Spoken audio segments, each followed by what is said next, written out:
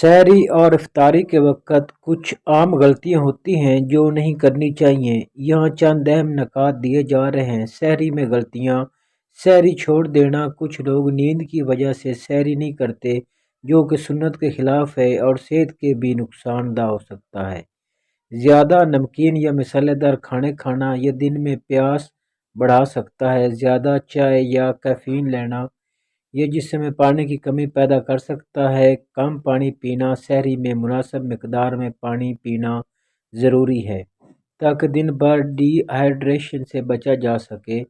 بہت زیادہ کھا لینا: زیادہ کھانے سے روزے کے دوران سست اور بھاری پن محسوس ہو سکتا ہے۔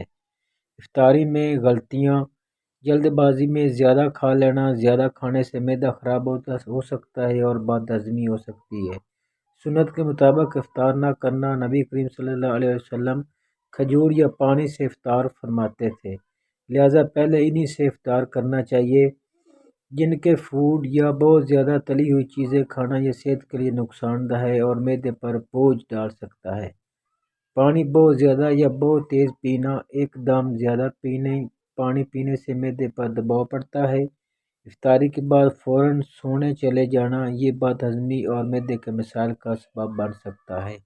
نماز مغرب میں دیر کرنا: افطار کے بعد فوراً نماز پڑھنی چاہیے۔ زیادہ کھانے میں وقت ضائع نہیں کرنا چاہیے۔ آپ صلی اللہ علیہ وآلہ وسلم نے فرمایا، مسلسل بلا سحری و افطاری روزے نہ رکھو۔ ہاں، اگر کوئی ایسا کرنا ہی چاہے تو وہ سحری کے وقت تک کر سکتا ہے۔ صحابہ رضی اللہ عنہ نے عرض کی، یا رسول اللہ صلی اللہ علیہ وآلہ وسلم، آپ تو ایسا کرتے ہیں۔ اس پر آپ صلی اللہ علیہ وآلہ وسلم نے فرمایا، میں تمہاری طرح نہیں ہوں، میں تو رات اس طرح گزارتا ہوں کہ ایک کھلانے والا مجھے کھلاتا ہے اور ایک پلانے والا مجھے پلاتا ہے۔